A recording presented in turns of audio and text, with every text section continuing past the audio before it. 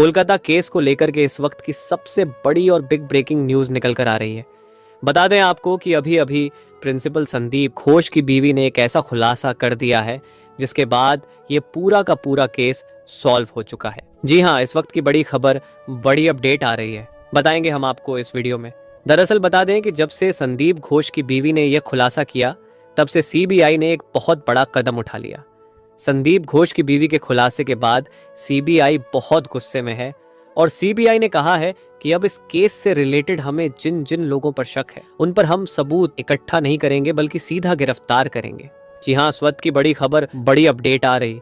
इसको सुनने के बाद यकीन मानिए आपके भी पैरों तले जमीन खिसक जाएगी। दरअसल बता दें कि प्रिंसिपल की बीवी ने जो बयान दिया है उस बयान को देखने के बाद, सुनने के बाद हर एक इंसान का दिल पसीज जाएगा। डॉक्टर बिटिया के पैरों को जब चीरा गया था, हाथों को जब तोड़ा गया था और गले को जब दबाया गया था, तो इन सभी चीज़ों की एक एक डिटेल आज आपको ऐसी जानने को मिलेंगे जो आपको पहले पता ही नहीं था। दरअसल अभी जो खुलासा हुआ है उस खुलासे में ये बात साफ हो गई है कि बिटिया रानी के साथ जो भी जघन्य चीज़ें हुई थी वह जघन्य चीज़ें दरअसल हॉल में नहीं हुआ था। जी हाँ, बता दें आपको कि बड़ी खबर आ रही है कि सेमिनार हॉल एक बहाना था, इस पूरे कांड को उसके पीछे छुपाना था। जी हाँ, इस वक्त की बड़ी खबर।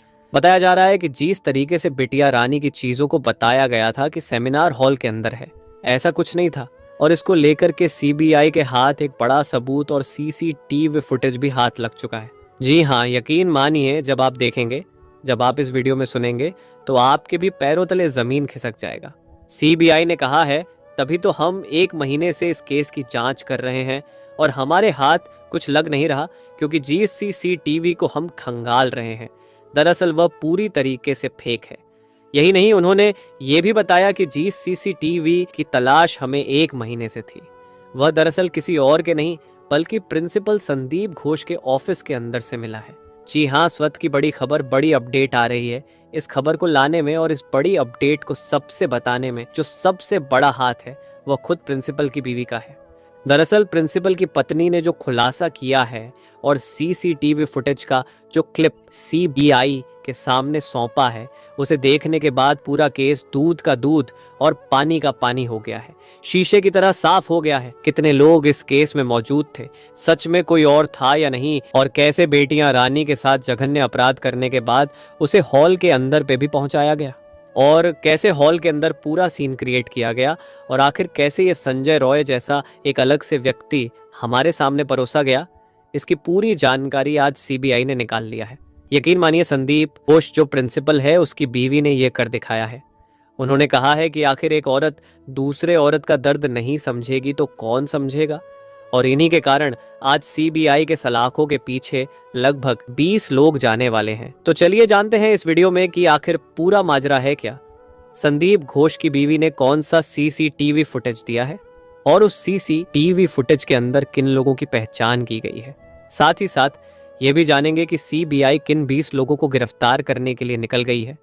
और यही नहीं, आखिर संजय रॉय की जो कहानी थी वह कितनी सच और कितनी झूठ थी, आज हम आपको इस वीडियो में बताने वाले हैं। तो वीडियो शुरू करने से पहले आप लोगों से हाथ जोड़कर निवेदन है कि यदि आप डॉक्टर बिटिया को इंसाफ दिलाना चाहते हैं तो इस वीडियो को ज़्यादा से ज़्यादा लाइक करें, जिससे यह पता चल सके कि उस बिटिया के साथ कितने लोग खड़े हैं, और कमेंट में वी वांट जस्टिस ज़रूर टाइप करें। आपके लाइक करने से तो आपका कुछ नहीं जाएगा, लेकिन जब आप लाइक और इस चैनल को सब्सक्राइब करेंगे तो बिटिया रानी का आत्मा जहां भी होगा उसे ये लगेगा कि हमारे साथ आज करोड़ों लोग खड़े हैं।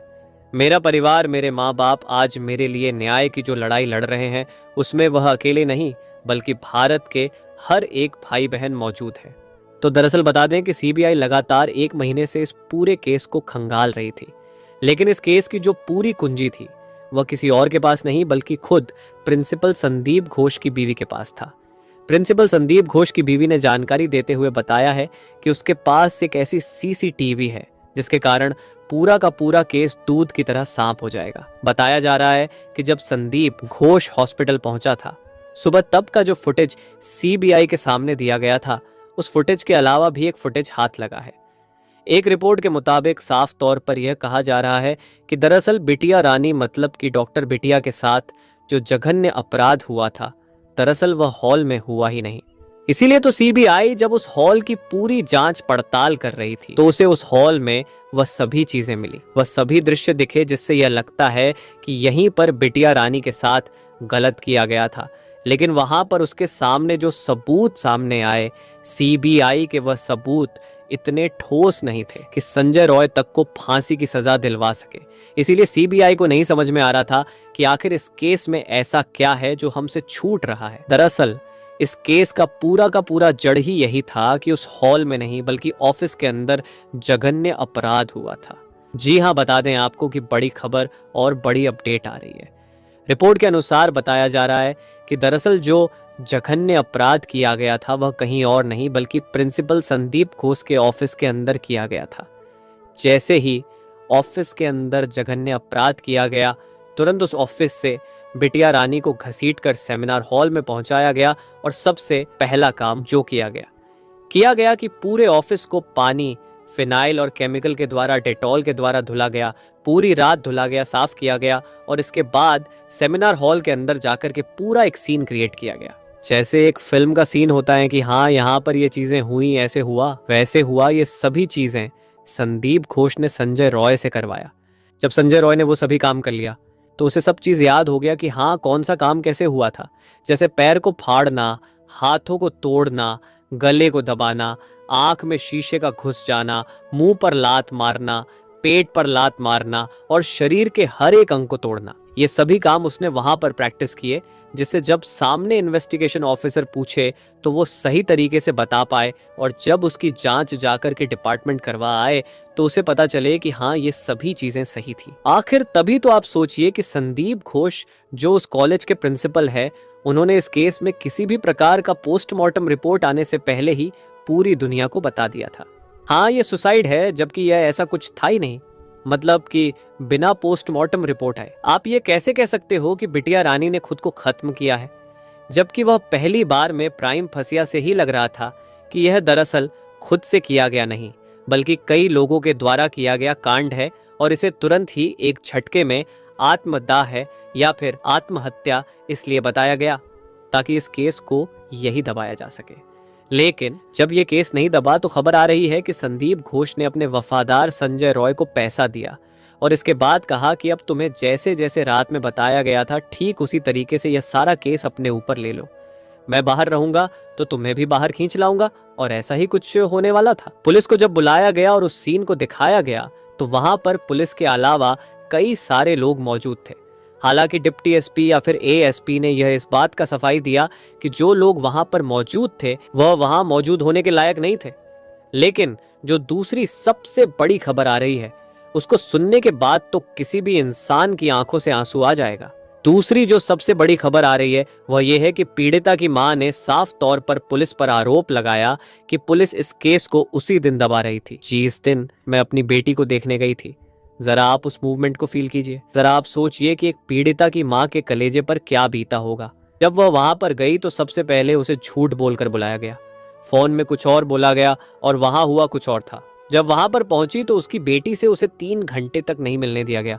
यहीं पर सबसे मार्मिक ढंग आता है। दूसरी बात, जब उसकी बेटी से उसे मिलने दिया गया तो वह भी कुछ समय के लिए दिया गया ताकि वह पूरी तरीके से अपनी बेटी को ऑब्जर्व ना कर पाए। यही नहीं, जब ये सब चीजें हो गया तो सबके द्वारा यह बताया जा रहा था, दबाव बनाया जा रहा था कि दरअसल तुम्हारी बेटी के साथ कुछ हुआ ही नहीं है, उसने खुद ही सब कुछ किया है।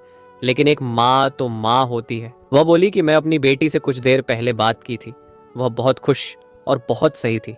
लेकिन ऐसा कैसे हो गया? हम उसकी शादी की बात कर रहे थे, शादी के लिए लड़के ढूंढने जा रहे थे और यहाँ पर आप बोल रहे हो कि उसी ने सब कुछ किया। यह असंभव है। जब पीड़िता की मां ने यह बात उठाई तो पीड़िता के घर वालों के ऊपर पुलिस के द्वारा दबाव बनाया गया। ये किसी और ने नहीं बल्कि पीड़िता के घर वालों ने ही बताया। उनका कहना है कि पुलिस ने हम पर पहले यह दबाव बनाया कि मामले को रफा दफा किया जाए। फिर जब यह मामला ना बना तो उन्होंने एक सादे पेपर पर साइन कराने की कोशिश की, लेकिन उनके परिवार वालों ने पेपर को पुलिस के सामने फाड़ के उनके मुंह पर फेंक दिया। और फिर क्या था?